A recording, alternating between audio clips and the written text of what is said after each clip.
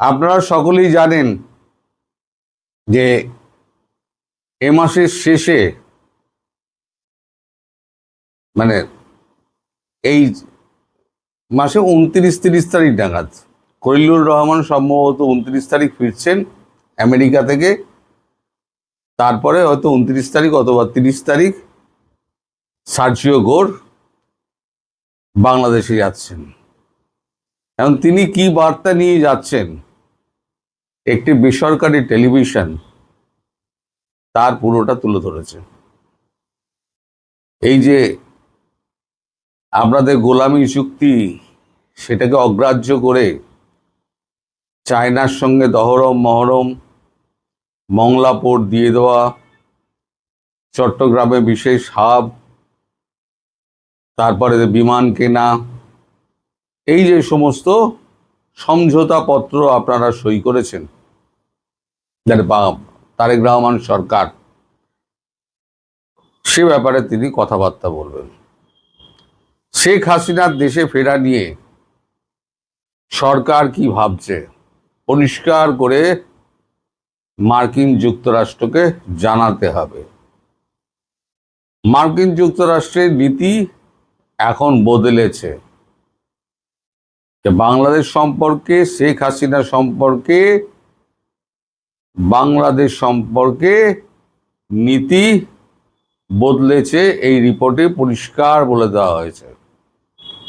আমি পাশেই রিপোর্টটি চালিয়ে দেব এবং আমি চুপ করে বসে থাকবো, আপনারা শুধু সেই রিপোর্টটি দেখুন, ভিডিওটি দেখুন।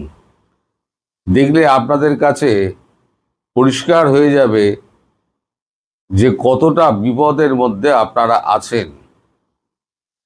শুধু চায়না নয়, টার্কির সঙ্গে মিলে আপনারা ড্রোন ফ্যাক্টরি করবেন, অস্ত্র কারখানা করবেন, সমস্ত কিছু নিয়ে সার্জিও গোর এবং দিল্লির বার্তা সমেত, মার্কিন প্রেসিডেন্ট ডোনাল্ড ট্রাম্পের বার্তা, দিল্লির বার্তা নিয়ে তিনি উপস্থিত হচ্ছেন। সার্জিও গোর কিন্তু শুধু ভারতবর্ষের রাষ্ট্রদূত নন, তিনি দক্ষিণ পূর্ব এশিয়ার দায়িত্বে রয়েছেন। আগে রিপোর্টটি দেখুন, রিপোর্টটি দেখলেই আপনাদের কাছে পরিষ্কার হয়ে যাবে কি বলতে চাইছি আমি। রিপোর্টটা আমি চালিয়ে দিচ্ছি, আমি চুপ করে বসে থাকবো, আপনারা রিপোর্টটা শুধু দেখে নিন, তাহলেই বুঝে যাবেন দুধ কা দুধ, পানি কা পানি। নিন, চলুন রিপোর্টটা দেখা যাক। The United States is sending one of President Donald Trump's closest confidants to Bangladesh at a politically sensitive moment. Sergio Gore, the U.S. Special Envoy for South and Central Asia and America's ambassador to India, is expected to visit Dhaka later this month. The visit comes just 5 months after the Tariq Rahman government assumed office and amid growing geopolitical competition in South Asia. According to reports, Gore will hold high-level meetings with Prime Minister Tariq Rahman, Foreign Minister Khalilur Rahman, and leaders of several major political parties. The discussions are expected to focus on regional security, Bangladesh's foreign policy, and its strategic direction. The timing of the visit has drawn particular attention. Former Prime Minister Sheikh Hasina recently announced that she intends to return to Bangladesh before the end of the year, despite facing a death sentence in absentia. Reports suggest her possible return and the future of the Awami League could also feature in discussions during Gore's visit. The United States is also facing increasing pressure over Bangladesh's human rights situation. Several American lawmakers and rights groups have raised concerns about the trial of Sheikh Hasina and the broader political environment in the country. This has fueled speculation that Washington may be reassessing its approach toward Bangladesh. Another major issue is Bangladesh's rapidly expanding ties with China.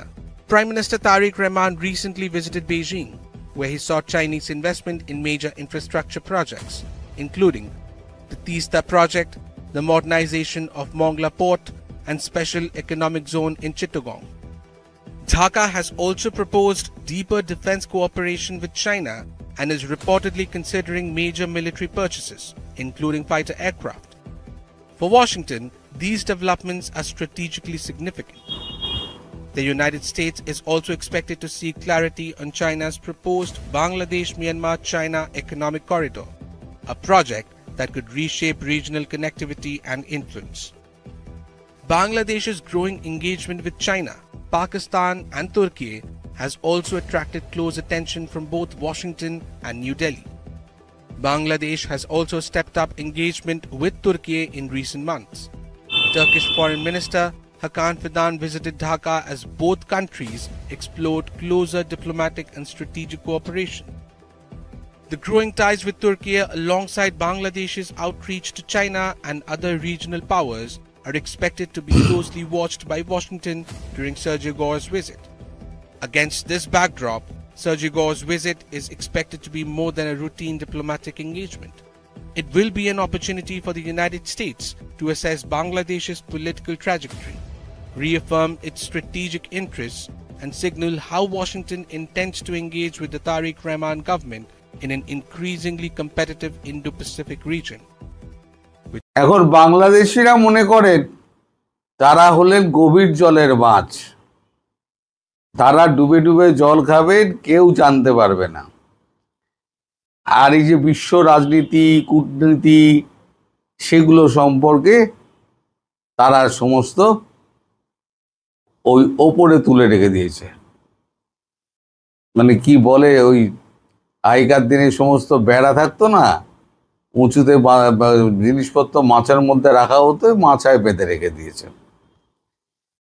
বিশ্ব কূটনীতি ছাড়া যে এক পাও এগোনো সম্ভব নয়, এবং পরিস্থিতি যে ক্রমশ ঘোরালো হচ্ছে, বিশেষ করে তারেক রহমানের এই ভিজিটের পর, সেটা এই রিপোর্টে পরিষ্কার দেখতে পেলেন। এখন আপনারাই বলুন যে শেখ হাসিনাকে নিয়ে এই যে তারেক রহমান এবং সরকারের যে মাথা ব্যথা, যে নৈশভোজ, তাতে কি মানে বার্তা আসছে?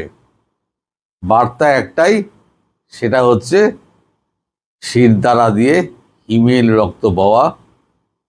এবং যদি আমেরিকা এবং ভারত মনে করে যে কালকে আমরা ঢুকিয়ে দেব শেখ হাসিনাকে, তাহলে কিন্তু মানে এই যা রিপোর্টে যা উল্লেখ করা, তার সারমর্ম হচ্ছে চীন থেকে দূরে থাকো, টার্কি থেকে দূরে থাকো, আর শেখ হাসিনা সম্পর্কে মনোভাব পরিষ্কার করো, না হলে পরে যা করার আমরা করে নেব। এটা হচ্ছে মূল বার্তা। সবাই ভালো থাকবেন, সুস্থ থাকবেন, সাবধানে থাকবেন। নমস্কার।